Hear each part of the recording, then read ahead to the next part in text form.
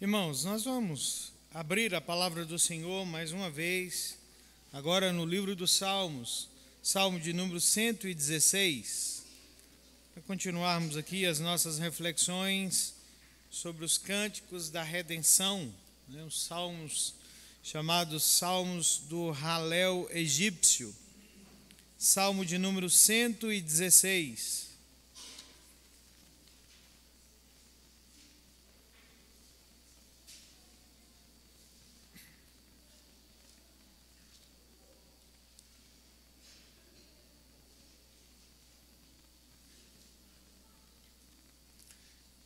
Texto da palavra do Senhor, do livro dos Salmos, Salmo de número 116.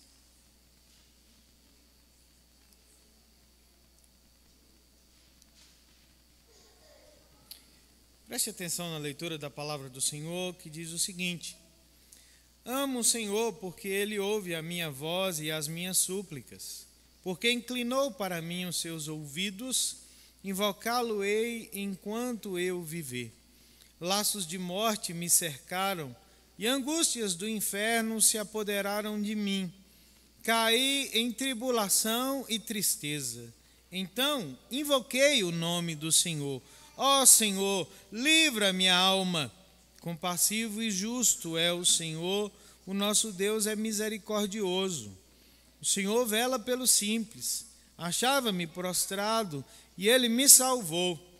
Volta, minha alma, ao teu sossego, pois o Senhor tem sido generoso para contigo, pois livraste da morte a minha alma, das lágrimas os meus olhos, da queda os meus pés. Andarei na presença do Senhor na terra dos viventes. Eu cria, ainda que disse, estive sobremodo aflito. Eu disse na minha perturbação, todo homem é mentiroso. Que darei ao Senhor por todos os seus benefícios para comigo? Tomarei o cálice da salvação e invocarei o nome do Senhor. Cumprirei os meus votos ao Senhor na presença de todo o seu povo.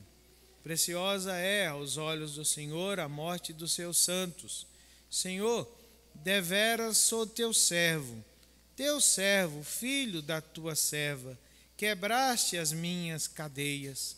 Oferecer-te-ei sacrifícios de ações de graça e invocarei o nome do Senhor.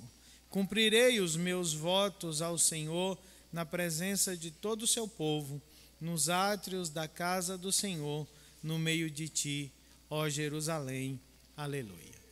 Vamos orar ao Senhor mais uma vez. Senhor, nós queremos expressar ao Senhor a nossa gratidão, a nossa rendição diante do teu altar nessa noite, ó Deus. Que privilégio para nós cantar louvores ao Senhor, pensar em quem o Senhor é e no que o Senhor tem feito em prol das nossas vidas, mesmo sem merecermos, ó Deus. O Senhor é um Deus que age, um Deus que intervém na vida do teu povo. Sabedores disso, nós clamamos agora para que o Senhor, ó Deus, intervenha e nos dê entendimento, ó Deus, da tua palavra nessa noite. Que o Senhor abra os nossos olhos para que nós vejamos as maravilhas da tua lei, como disse o salmista. É o que nós humildemente pedimos, em o nome santo de Jesus. Amém. Em 1988, lá na Polônia, aconteceu um acidente comum, mas ao mesmo tempo curioso pelos seus desdobramentos na vida do personagem. Havia um ferroviário chamado Jan Krebski que sofreu um acidente com um trem.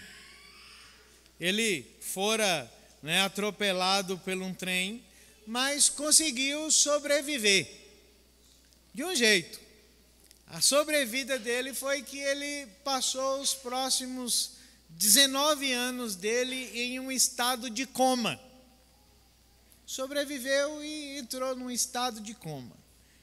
19 anos depois, em 2007, Jan Krebski acordou do seu estado de coma e ele acordou num mundo completamente novo para ele. Naquele tempo em que ele estivera dormindo, a Polônia deixou de ser um estado comunista, se tornou uma nação livre. E quando ele olhou pelas ruas, ele viu que as lojas eram diferentes do tempo que ele estava acordado. No tempo dele, ele disse que a única coisa que tinha para vender era azeite e vinagre nas lojas. Ele disse que antes haviam filas intermináveis, né, nos postos de gasolina. E quando ele acordou nesse mundo novo, ele viu, né, um povo livre. Ele viu pessoas andando nas ruas com telefones celulares nas mãos. Ele viu um monte de produtos sendo vendidos de toda a natureza, de toda a espécie nas lojas. Mas algo o intrigou profundamente. Ele se surpreendeu de que aquelas pessoas andando com os seus telefones celulares, né, aos ouvidos, em meio a toda aquela prosperidade e riqueza que aquele novo mundo havia produzido, ainda assim, eram pessoas que não paravam de murmurar e nem de reclamar da vida, né, naquilo que estavam experimentando. E ele dizia o seguinte: mas como pode? Esse povo tem liberdade, esse povo tem comida, esse povo tem riqueza maiores do que nós tínhamos há tantas décadas atrás. Por que tanta murmuração? Por que tanta reclamação entre os nossos? O que Jan Krebs, faleceu no ano de 2007, se esqueceu, é que a ingratidão não é um problema político, não é algo que diz respeito à mudança, né, social, econômica. Ingratidão não tem a ver com tanto de coisas que nós temos ou que não temos. Gratidão ou ingratidão é um problema do coração.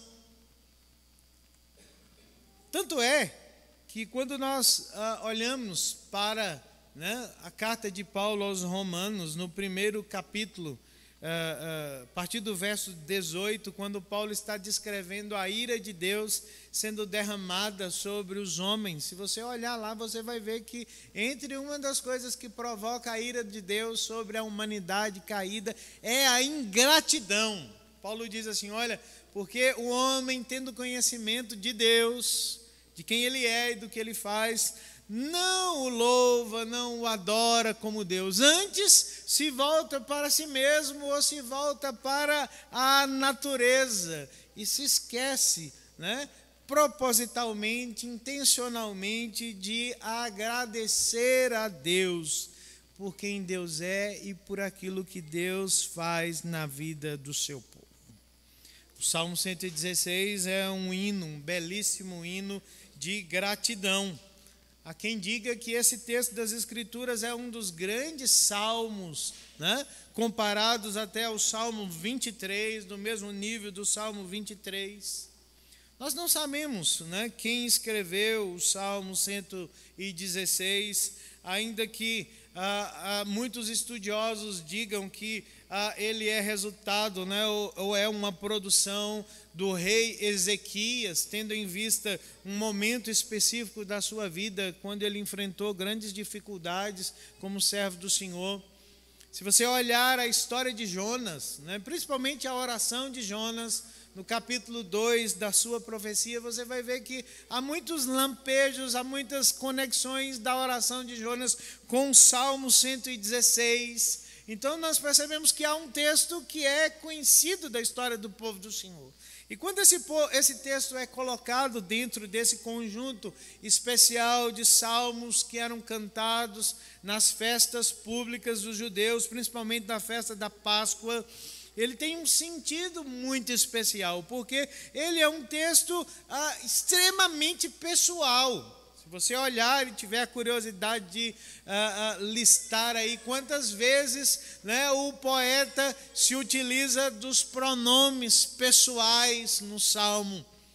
Ele é um texto individual, um texto de um testemunho pessoal, particular, de um homem que é inserido num contexto de cânticos congregacionais com um propósito. Os salmos do Halel tratam do êxodo, né, da libertação, da salvação. E aqui está um cântico que era entoado, né, no contexto do templo por pessoas que tinham o privilégio de dizer da experiência do êxodo na sua própria vida. Para dizer assim, olha, salvação não é só uma intervenção coletiva de Deus na vida do povo. Deus não libertou só o povo lá e nós cantamos e nós celebramos as suas bênçãos sobre nós coletivamente. Mas aqui estou eu no templo para agradecer ao Senhor por uma oração que foi ouvida, por uma intervenção que foi experimentada, por um louvor que eu desejo retribuir ao Senhor. Esse cântico ele nasceu, ou ele é colocado dentro desse contexto, né, desses cânticos que deveriam ser emblemáticos, né, como um testemunho da graça de Deus, da misericórdia de Deus na vida do seu povo. E nós deveríamos aprender assim. Nós não somos entre os grupos cristãos, protestantes, muito afeitos aos testemunhos, né?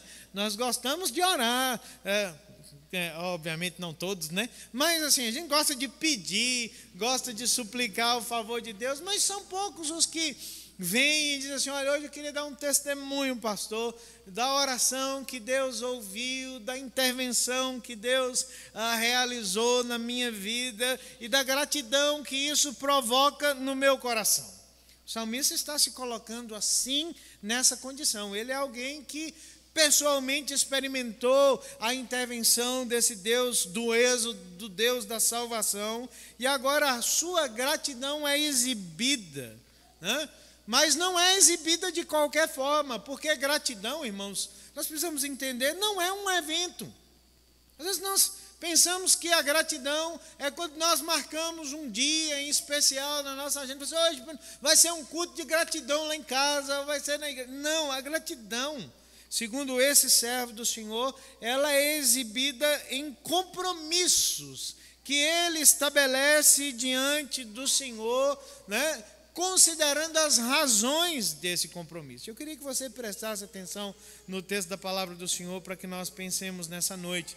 Lembrando que Jesus cantou esse texto na noite, a última noite dele, né, antes da cruz, antes do Calvário. Primeira coisa, né, que nós encontramos o salmista considerando é o resgate do Senhor na sua vida. Do verso 1 ao verso 8, ele está falando como foi a intervenção de Deus, o que aconteceu, né, na vida dele e o compromisso que aquele resgate produziu em termos de gratidão no seu coração. Quando ele diz, na segunda parte do verso de número 2, ele diz assim, olha, enquanto eu viver, eu invocarei o nome do Senhor. Por quê? Porque ele começa dizendo o seguinte, olha, eu amo o Senhor porque Ele é um Deus que ouve a minha voz e que ama as minhas súplicas e que ouve as minhas súplicas, porque Ele inclinou para mim os seus ouvidos. Laços de morte me cercaram, angústias do inferno se apoderaram de mim, eu caí em tribulação e tristeza. Então eu invoquei o nome do Senhor. Ó Senhor, livra minha alma. Compassivo e justo é o Senhor. O nosso Deus é misericordioso. O Senhor vela pelos simples. Achava-me prostrado e Ele me salvou. Volta, minha alma, ao teu sossego, pois o Senhor tem sido generoso para contigo, pois livraste da morte a minha alma, das lágrimas os meus olhos, da queda os meus pés. O salmista diz assim, olha, eu amo o Senhor, mas esse amor que eu demonstro por Deus não é uma iniciativa minha. Ele é uma resposta de um ato gracioso de Deus na minha vida. Deus ouviu a minha oração, Deus contemplou a minha condição, Ele veio, Ele interveio na minha vida. E por isso, eu tomei uma decisão e eu fiz um compromisso na minha vida. Enquanto eu viver, eu invocarei o nome do Senhor. Como eu disse, nós não sabemos quem é que escreveu esse salmo, mas tomemos por base, né, o consenso da maioria dos estudiosos que foi o rei Ezequias. No auge da sua vida, Ezequias experimentou um duplo problema na sua caminhada como servo do Senhor. Lembre-se que ele foi um dos homens mais piedosos que já se sentaram sobre o trono de Judá. Era um homem temente a Deus, um homem comprometido com Deus. Mas um dia, né, houve um problema externo na vida do rei Ezequias. Bateu à sua porta o pior inimigo que poderia haver naqueles dias, o exército da Síria. E eles chegaram, como eles sempre faziam, né, com todas as nações, metendo o pé na porta e dizia o seguinte: olha, nós viemos e nós vamos arrasar, nós vamos destruir, porque ninguém pode conosco. Não há Deus que salve os homens dos nossos exércitos, e o seu Deus não é diferente. Então, pense nisso. Ninguém pode livrar vocês da Síria. Esse é um grande problema, né? E a Bíblia diz que o piedoso Ezequias orou ao Senhor, chorou, né, diante da afronta que foi feita ao nome do Senhor. E o profeta Isaías é enviado ao rei Ezequias com a notícia, dizendo assim: olha, Deus ouviu a sua oração, e Ele manda dizer para você que Ele livrará essa cidade, porque essa cidade é dEle, esse povo é dEle. E esses ímpios que vieram por aqui vão voltar pelo meu mesmo caminho, porque Deus é quem defende a cidade. E a Bíblia diz que um anjo só do Senhor passou pelo acampamento, né, dos assírios, e naquela noite 185 mil soldados foram vitimados por esse anjo do Senhor. Então, é um problema grande, mas com uma intervenção grandiosa de Deus, né, na vida do rei. Pouco tempo depois, a Bíblia diz que agora Ezequias enfrenta um problema interno, né? Ele é vítima de uma enfermidade, de uma úlcera, que vai consumir a sua vida. E ele recebe de Deus esse vaticínio. Ele diz assim: olha, põe em ordem a tua casa, porque vai morrer e não vai sobreviver. Imagine só, a Bíblia diz que Ezequias fez a única coisa que ele sabia fazer. Ele virou o rosto para a parede e ele chorou diante de Deus e disse assim: lembra-te de mim, Senhor. Lembra-te que eu sou teu servo. E a Bíblia diz que Deus mandou o mesmo mensageiro que não tinha nem chegado em casa, que tinha levado a notícia ruim, a dar meia volta. O profeta Isaías volta e Deus fala com Ezequias, fala assim: olha, eu ouvi a tua oração, eu vi as tuas lágrimas, e eu quero dizer para você que eu vou acrescentar a você 15 anos de vida. Então imagine, são dois baitas problemas que o rei Ezequias enfrenta, se ele é o autor do salmo. Isso aqui caracteriza muito bem a descrição que ele fala, porque ele diz assim: olha, os laços de morte me cercaram e angústias do inferno se apoderaram de mim. Imagine só. Que classificação. Ele diz assim: olha, eu me senti como que amarrado por laços que eram de morte e as angústias do inferno se apoderaram de mim. Sabe o que aconteceu comigo? Ele diz assim: eu caí em tribulação e tristeza. Você sabe o que é isso, irmão?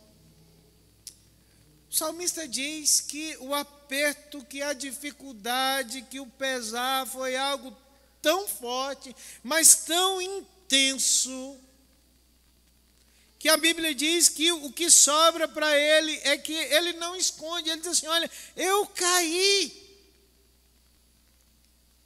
eu fui nocauteado, eu me prostrei diante da tribulação e da tristeza. Mas então ele disse assim: mas eu me lembrei, eu invoquei o nome do Senhor. E ele faz uma oração tão simples. Ele diz assim: Senhor, livra a minha alma. E ele diz assim: olha, tão compassivo, tão justo é o Senhor.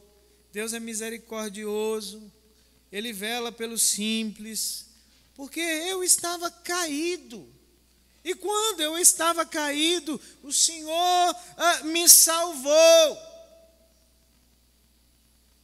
Por isso que ele tomou aquela resolução, ele fez aquele compromisso e ele diz assim: de hoje em diante, como um testemunho de gratidão, eu vou invocar o nome do Senhor. E ele convence a sua alma disso. Ele diz assim: olha, volta minha alma ao teu sossego, porque o Senhor tem sido generoso para contigo. É isso que a gratidão precisa invocar no nosso coração, irmãos. A certeza de que Deus é um Deus que traz paz, traz sossego à nossa alma, quando nós estamos comprometidos em fazer dele a nossa salvação. Porque pense bem, o que é invocar o nome do Senhor? O apóstolo Paulo, escrevendo em Romanos capítulo 10, citando textos que falam do Antigo Testamento sobre a invocação do Senhor, ele diz de forma bem clara, dizendo o seguinte: todo aquele que invocar o nome do Senhor será salvo.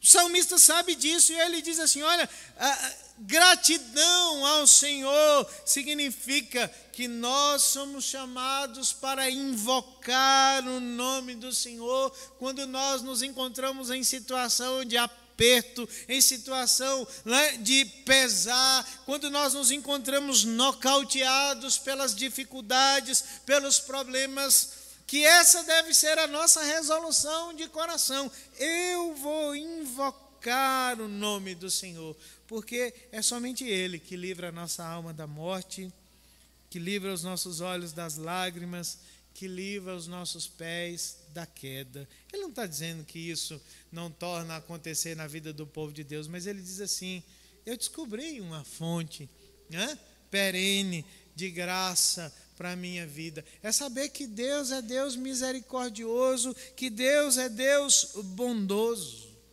Pense bem, que coisa preciosa para nós é saber que nós temos nos céus um Deus que se inclina para ver o que acontece conosco.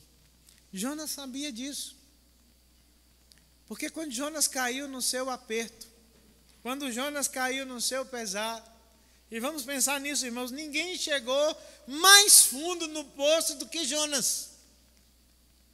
Na barriga do peixe, no fundo do mar. E a Bíblia diz que Jonas se lembrou de invocar o nome do Senhor, e Deus ouviu a sua oração, e Deus trouxe libertação para a vida daquele que estava prostrado. A gratidão precisa invocar ou evocar no nosso coração essa certeza de que não importa como nós nos encontramos prostrados, vencidos, nocauteados pelas dificuldades que nós enfrentamos na vida, pelos laços da morte, pelas angústias do inferno. Onde nós estivermos, na condição que nós estivermos, a Bíblia diz que nós só precisamos levantar os nossos olhos para os céus e invocar o nome do Senhor, porque todo aquele que invocar o nome do Senhor será salvo. O salmista diz: sendo assim, jamais deixarei de invocar o nome do Senhor. O que a tua vida de oração diz sobre a tua vida de gratidão? Às vezes nós dizemos que nós somos gratos ao Senhor porque Deus intervém fora das nossas vidas, porque Ele intervém dentro das nossas vidas, que nós oramos, que nós buscamos, mas muitas vezes nós continuamos ainda lidando com os nossos próprios problemas, confiados em nós mesmos. O salmista diz assim: eu estava amarrado, eu estava prostrado, mas Deus ouviu a minha oração, Deus me salvou, Deus me resgatou. Eu vou viver baseado nisso, confiado que o Senhor é Deus que socorre a vida do seu povo. Esse é o primeiro compromisso que o salmista faz baseado na sua experiência de gratidão. Segunda coisa que nós olhamos, né, para a vida desse servo do Senhor, para nós descobrirmos, né, qual é a resposta de gratidão adequada às ações de Deus na nossa vida. A partir do verso de número 9 e até o verso de número 12, o salmista nos fala de um segundo compromisso que ele faz com base na reflexão que faz das coisas que aconteceram com ele. Ele diz assim como resolução: andarei na presença do Senhor na terra dos viventes. Eu cria, ainda que disse, estive sobremodo aflito. Eu disse na minha perturbação, todo homem é mentiroso. Que darei ao Senhor por todos os seus benefícios para comigo?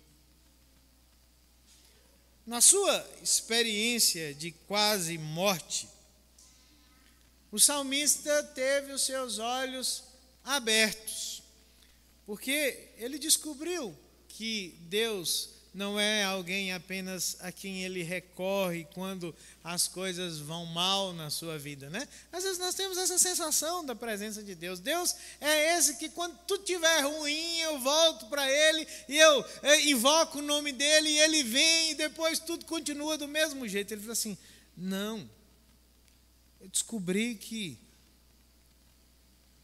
os meus olhos foram abertos e eu recebi uma nova razão para viver, porque eu descobri que nós estamos sempre na presença do Senhor.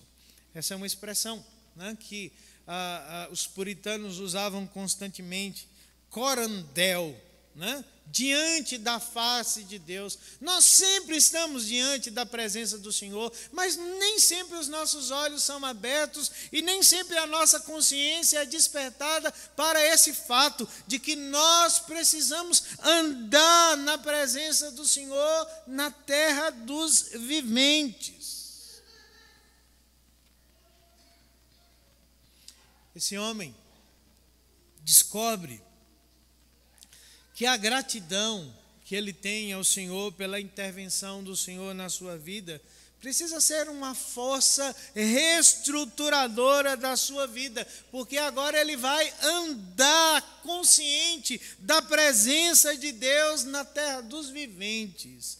Irmãos, essa expressão terra dos viventes, ela é curiosa porque ela remete a algo que nós já vimos aqui, quando nós meditamos sobre o livro do Eclesiastes, né? Quando o sábio fazia uma distinção entre viver debaixo dos céus e viver debaixo do sol. São escolhas de vida que nós fazemos, né, conscientes da presença do Senhor. E nós falamos aqui que andar debaixo do sol é andar, né, segundo der na cabeça, dizendo assim, olha, não há sentido, não há propósito naquilo que nós fazemos, naquilo como nós existimos. Mas o salmista diz assim, não, a minha aflição e a resposta de Deus na minha aflição me tornou consciente da presença do Senhor, de que eu preciso andar na presença do Senhor, que eu preciso tomar consciência dessa face de Deus enquanto eu estou na terra dos viventes. Porque a experiência dele não foi uma experiência simples. Ele vai relatar novamente, né, a partir do verso de número 10, ele está falando mais uma vez da aflição, e ele diz assim, olha, eu estive sobremodo aflito, na minha perturbação, eu cheguei a uma conclusão, sabe qual é? Todo homem é mentiroso. Ele não está dizendo que você não pode acreditar em ninguém, porque senão ele mesmo estaria incluído nessa lista, de dizer assim, ó, tudo que eu estou dizendo aqui é mentira. Ele está dizendo o seguinte, gente, quantas vezes nessa nossa falta de consciência da presença de Deus, nós nos voltamos ou para nós mesmos, ou nós nos voltamos para outros braços humanos, apenas para descobrir a nossa fragilidade e a fragilidade do outro, porque não há salvação no homem. É disso que o salmista está dizendo, olha, na minha aflição, eu ainda continuei crendo no Senhor. Na minha perturbação, eu descobri como nós somos frágeis, não apenas nós, mas os outros. E em meio à minha crise, eu me apeguei àquele que era o único que podia fazer alguma coisa por minha vida, que é o Senhor. E por isso eu tomo essa resolução, esse compromisso de que eu vou continuar vivendo consciente da presença do Senhor. Ele está dizendo para nós do poder que a aflição tem na vida do povo de Deus. Às vezes a gente funciona muito, irmãos, no piloto automático. Até que nós enfrentemos algum laço de morte, alguma angústia do inferno que nos torna conscientes da nossa incapacidade para lidar com as coisas, da incapacidade dos outros para nos socorrer, e nós nos voltamos para o Senhor. Mas concordem que, às vezes, nós somos muito parecidos com o povo lá da descrição que o escritor sagrado faz do tempo dos juízes, né?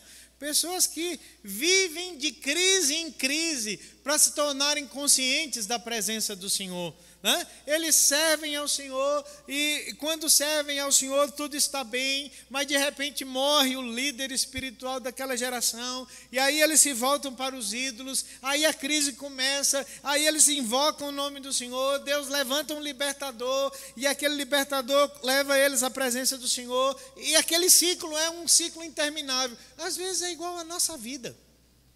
Nós somos movidos de crise em crise, somos despertados para a presença do Senhor de crise em crise. Precisamos experimentar uma enfermidade, precisamos experimentar a morte de alguém que nós amamos, precisamos experimentar algum revés material na nossa vida para nos tornarmos conscientes da presença do Senhor. O salmista diz assim: não, esse é um caminho de vida que eu não quero mais para mim, porque eu me comprometo diante do Senhor a andar na presença do Senhor na terra dos viventes. Eu vou andar plenamente consciente da presença do Senhor. E vamos considerar, irmãos, essa é uma marca de uma vida agradecida diante do Senhor, né? Quando nós andamos, nós vivemos plenamente conscientes de que nós estamos diante do Senhor num mundo que anda na contramão de Deus. Não é uma tarefa simples, não é uma tarefa fácil, mas esse homem toma consciência, né, da presença de Deus, e ele está, de certa forma, pedindo que Deus traga graça ao seu coração e à sua vida. Hoje, na hora do almoço, estava ouvindo a música Paciência, do Lenine, e pensando no sermão de noite, viu? Não se exaspere nem se escandalize não, mas pensando na música, né? Como nós precisamos de paciência na terra dos viventes, né? Conscientes da presença do Senhor. E aí, pensando na música, eu lembrei de algo que eu li há algum tempo atrás sobre a paciência transformada em aspectos espirituais na nossa vida, porque a Bíblia nos manda ter paciência com os outros. Sabe o que é a paciência com os outros no mundo, na terra dos viventes? É amor ao próximo. Nós só amamos o outro, nós só amamos o próximo quando nós nos tornamos pacientes com ele por causa da presença do Senhor. Paciência no mundo, na terra dos viventes, é algo que nós precisamos ter com Deus. Você sabia? Que estar consciente da presença de Deus não significa simplesmente, né, relacionar as coisas da presença de Deus com a nossa vida. Nós precisamos ter paciência com Deus. Sabe como é que se chama a nossa paciência para com Deus? Fé. Porque nós cremos em coisas que nós não vemos, nós temos certeza de convicções de coisas que ainda não aconteceram. Nós precisamos ter paciência com Deus. Mas nós precisamos também ter paciência com a história. Sabe como é que se chama paciência com a história? Esperança. Nós precisamos ter paciência e saber que Deus ainda não completou a história, Ele não terminou o plano e o propósito dEle nas nossas vidas. E esse salmista está olhando para isso tudo e dizendo assim: Senhor, eu me comprometo como marca de gratidão diante do Senhor, que eu vou me tornar consciente da Tua presença nesse mundo, nessa terra dos viventes, que eu vou caminhar cônscio de que eu preciso que o Senhor me conduza, não de crise em crise, mas me conduza plenamente consciente, né, da graça e do poder e da Tua misericórdia em todas as situações da minha vida. Esse é o segundo compromisso que a Bíblia diz que o salmista faz com relação à sua gratidão ao Senhor. Em terceiro e último lugar, dos versos 13 até o verso de número 19, a palavra do Senhor nos fala do terceiro compromisso que esse homem toma diante do Senhor. Ele diz assim: olha, eu tomarei o cálice da salvação e invocarei o nome do Senhor, cumprirei os meus votos ao Senhor na presença de todos do seu povo. Preciosa é aos olhos do Senhor a morte dos seus santos. Senhor, deveras sou teu servo, filho de tua serva. Quebraste as minhas cadeias, oferecer-te-ei sacrifícios de ações de graça e invocarei o nome do Senhor. Cumprirei os meus votos ao Senhor na presença de todo o seu povo, nos átrios da casa do Senhor, no meio de ti, ó Jerusalém. Aleluia. Sabe que compromisso esse homem assume diante do Senhor? No verso 12 ele fez uma pergunta, né, retórica. Ele diz assim: o que eu posso dar ao Senhor pelas intervenções sobrenaturais do Senhor na minha vida? Sabe qual é a única resposta a ser dada a essa pergunta? Aquilo que nós cantamos aqui agora há pouco. Nós dizemos assim: estarei de mãos levantadas perante o Senhor. Sabe como é que as nossas mãos ficam levantadas diante do Senhor? Vazias. Não há nada que nós podemos dar ao Senhor em troca dos seus benefícios para conosco, porque Deus não espera troca.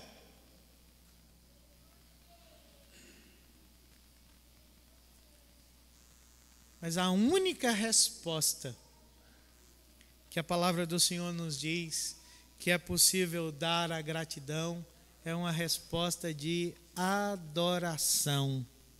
Porque o texto está descrevendo compromissos de adoração pública que esse salmista faz diante do Senhor na forma da sua gratidão. Ele diz assim: olha, eu vou tomar o cálice da salvação e eu vou invocar o nome do Senhor mais uma vez. E o cálice da salvação, no contexto do Antigo Testamento, era um cálice de vinho que era derramado, né, sobre a oferta feita pelo sacerdote de consagração no Antigo Testamento. Aquela ali era a marca, digamos assim, a cereja do bolo para dizer o seguinte: olha, aqui está uma vida consagrada ao Senhor.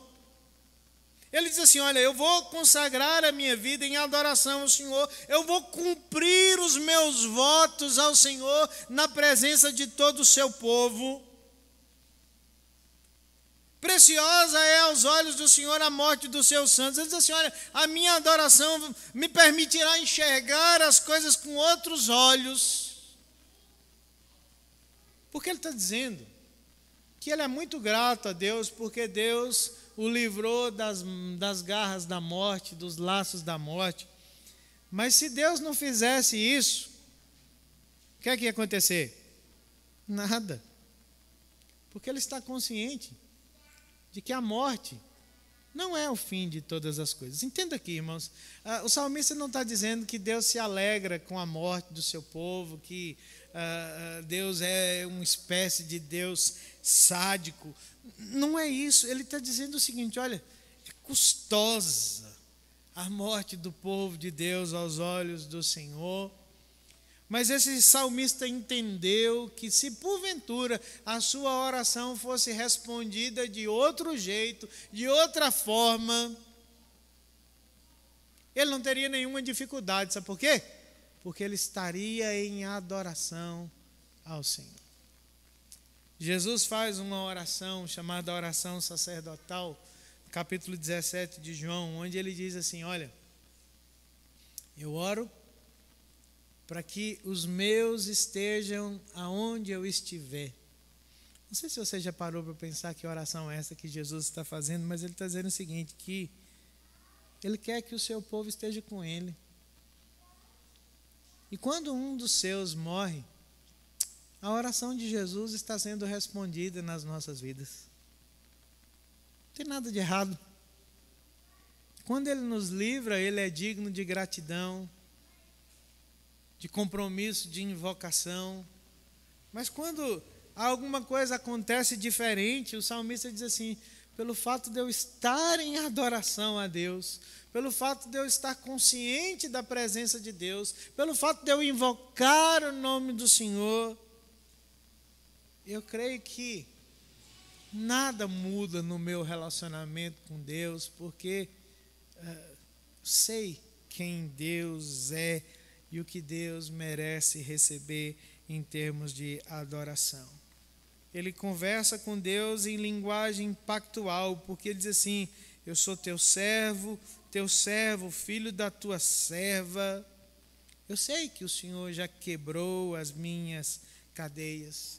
Eu oferecerei sacrifícios de ações de graça, eu invocarei o nome do Senhor, eu cumprirei os meus votos na presença do Senhor e do seu povo, nos átrios da casa do Senhor, no meio de ti, ó Jerusalém.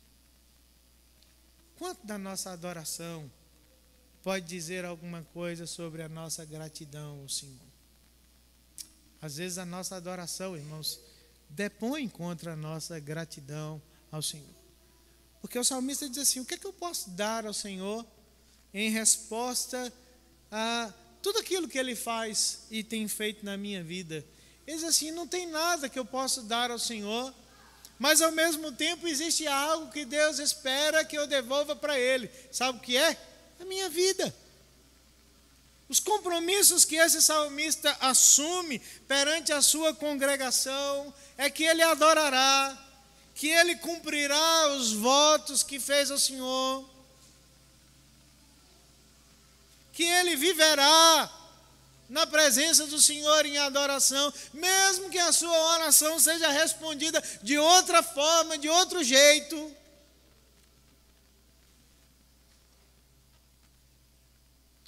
Nada muda na relação de adoração que ele tem com o Deus Todo-Poderoso. Ele diz assim: é assim que eu vou retribuir ao Senhor. Eu vou invocar o seu santo nome sempre. Eu mandarei sempre consciente da sua presença na terra dos viventes. E eu adorarei sempre na presença do Senhor. Jesus sabia disso quando cantou o Salmo de número 116 na noite que antecedeu a sua crucificação. Ele foi grato ao Senhor, porque ele sabia que o seu sacrifício não era uma falha na invocação do nome do Senhor. Se lembram que ele orou na cruz? Ele diz assim: Deus meu, por que me desamparaste? Ele orou as Escrituras, mas ele jamais creu que Deus desampara os seus. Ele foi à cruz plenamente consciente de que a única coisa que fez nessa terra foi andar na presença de Deus na terra dos viventes. E ele foi à cruz como um ato de adoração ao Deus Todo-Poderoso pela salvação do seu povo.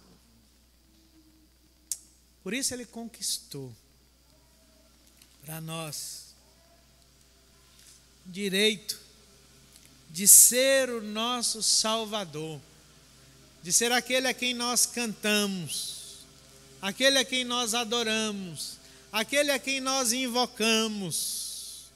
aquele a quem nós desejamos viver integralmente, por todos os dias da nossa vida.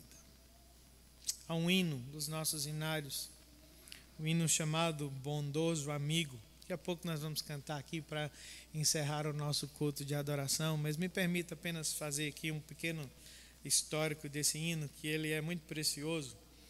Ele, não o hino em si, mas a poesia do hino é de autoria de um autor irlandês chamado Joseph Scriven, que é um homem que teve uma vida muito dura e muito difícil, apesar de ser um crente muito fiel ao Senhor.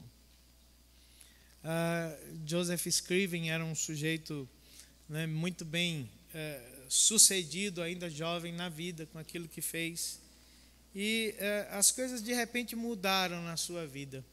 A começar com a véspera do seu casamento, né? Ele estava noivo de uma moça muito crente, muito piedosa. Na véspera do casamento, a sua noiva morreu em um acidente. Ela morreu afogada. E aquilo ali foi um baque tão duro na vida daquele homem, que ele jamais se recuperou daquilo. Ele decidiu então mudar, né, da Irlanda para o Canadá. E lá, enquanto lutava, enquanto servia, crendo e confiando em Deus, ele recebeu a notícia que a sua mãe lá na Irlanda estava mortalmente doente, sem poder visitá-la, sem poder confortá-la. Ele escreveu a letra desse hino para lembrá-la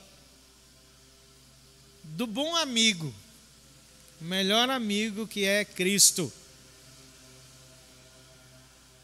Pouco tempo depois, a mãe de Scriven morreu. Pouco tempo depois, a segunda noiva que ele havia encontrado na vida também morreu em situações trágicas de enfermidade. E aquele homem se refugiou única e exclusivamente naquilo que cria e naquilo que escreveu a respeito de Deus. E diz assim: olha, a vida é uma vida tão dura e tão difícil, mas como deixar de invocar o Senhor? Como deixar de andar na presença do Senhor? Como deixar de adorar o Senhor? Porque Jesus é tudo que nós temos.